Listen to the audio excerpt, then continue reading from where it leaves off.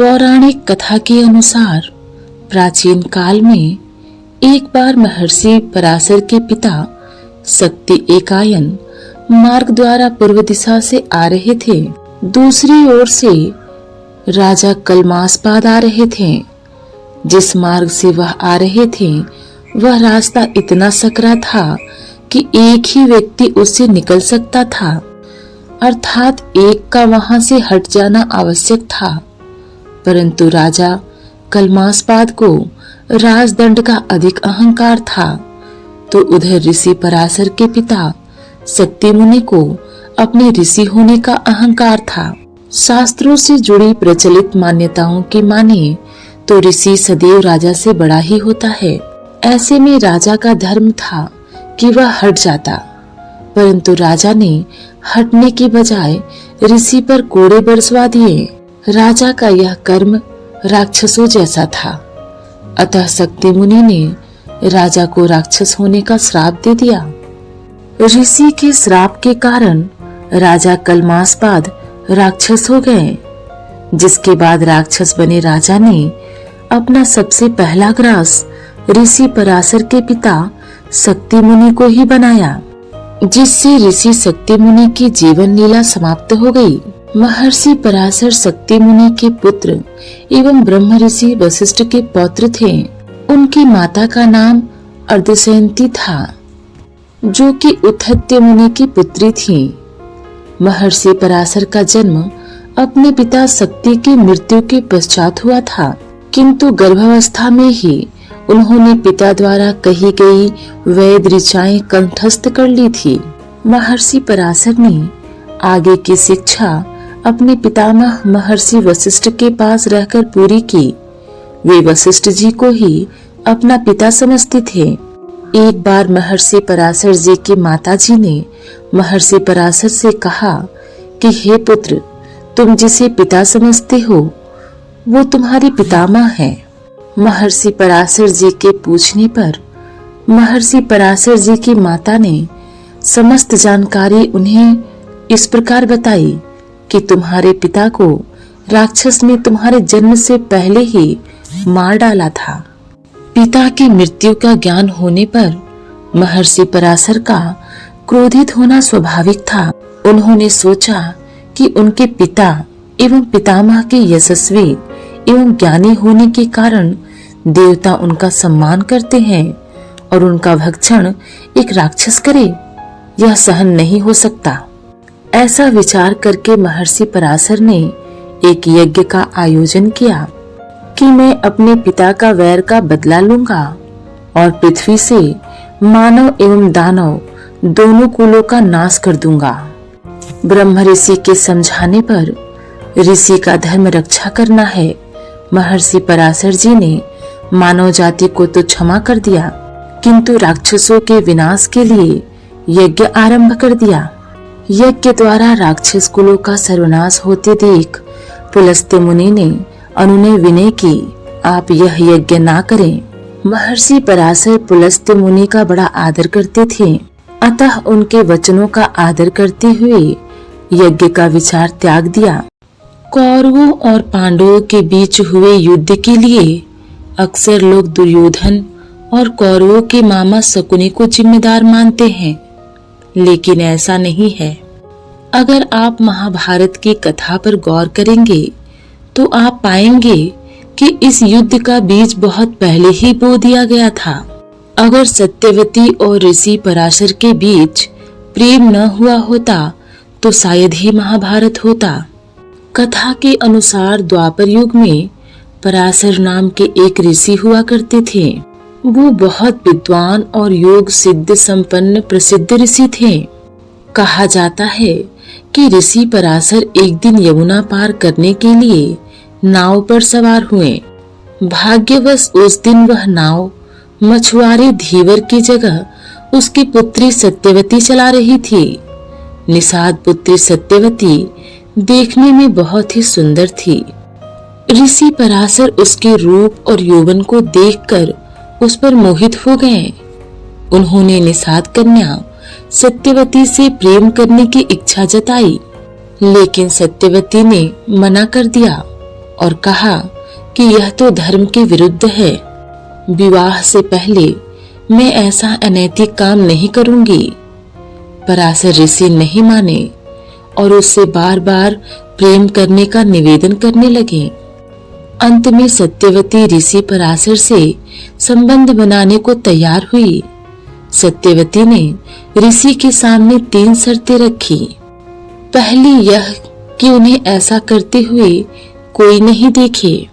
ऐसे में तुरंत ही ऋषि पराशर ने एक कृत्रिम द्वीप बना दिया जहां उन दोनों के सिवा तीसरा कोई नहीं था। दूसरी शर्त यह कि उसकी कौमार्यता किसी भी हालत में भंग नहीं होनी चाहिए। ऐसे में ऋषि ने आश्वासन दिया कि संतान के जन्म के बाद उसकी कौमार्यता पहले जैसी हो जाएगी। तीसरी शर्त यह कि वह चाहती है कि उसके शरीर से आने वाली मछली जैसी दुर्गंध मनमोहक सुगंध में बदल जाए। तब पराशर ऋषि ने उसके चारों ओर एक सुगंध का वातावरण निर्मित कर दिया जिसे मीलों दूर से ही महसूस किया जा सकता था। सभी शर्तों को पूरा करने के बाद ऋषि पराशर और सत्यवती के बीच प्रेम संबंध स्थापित हुए। कुछ महीने बाद सत्यवती को एक पुत्र हुआ जिसका नाम कृष्णदेवपायन रखा गया। यही पुत्र आगे चलकर महर्षि वेदव्यास के नाम से प्रसिद्ध हुआ। सत्यवती के कारण ही गंगा पुत्र देवव्रत को आजीवन ब्रह्मचारी रहने की प्रतिज्ञा लेनी पड़ी और देवव्रत का नाम भीष्म हो गया। बाद में सत्यवती के राजा शांतनु से चित्रांगद और विचित्रवीर्य नामक 2 पुत्र हुए। चित्रांगद के बड़े होने पर उन्हें हस्तिनापुर का राजा बनाया गया। कुछ ही समय बाद गंधर्वों से युद्ध करते हुए चित्रांगद मारे गए। इस पर भीष्म ने अपने अनुज विचित्रवीर्य को राज सौंप दिया। विचित्रवीर्य अपनी दोनों रानियों के साथ भोग विलास में रत हो गए, किंतु दोनों ही रानियों से उनकी कोई संतान नहीं हुई और वे पीलिया रोग से पीड़ित होने के कारण मृत्यु को प्राप्त हो गए। तब माता सत्यवती ने अपने पहले पुत्र वेदव्यास को बुलाया जिससे धृतराष्ट्र, पांडु और विदुर का जन्म हुआ। सत्यवती के जन्म की कहानी भी बड़ी ही अनोखी है। कथा के अनुसार राजा सुधन्वा एक बार वन में शिकार खेलने गए। इस बीच उनकी पत्नी रजस्वला हुई और उनके मन में गर्भ धारण करने की इच्छा जगी। रानी ने एक शिकारी पक्षी के द्वारा राजा के पास अपना संदेश भेजा। राजा ने एक पात्र में अपना वीर्य देकर पंछी को रानी तक पहुंचाने के लिए कहा। उस शिकारी पंछी को मार्ग में एक अन्य शिकारी पंछी मिल गया जिसके साथ उसका युद्ध होने लगा।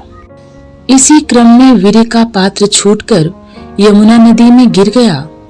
उस समय यमुना नदी में ब्रह्मा जी के श्राप से एक अप्सरा मछली रूप में रहती थी। उसने वीर्य को ग्रहण कर लिया। इसके पश्चात वह गर्भवती हो गई। गर्भकाल जब पूरा होने को आया तब एक दिन एक मछुआरे के जाल में वह मछली फंस गई। अद्भुत और विशाल मछली होने के कारण इसी राजा सुधन्वा के दरबार में लाया गया। जब मछली का पेट चीरा गया तो उसमें से एक बालक और एक कन्या निकली।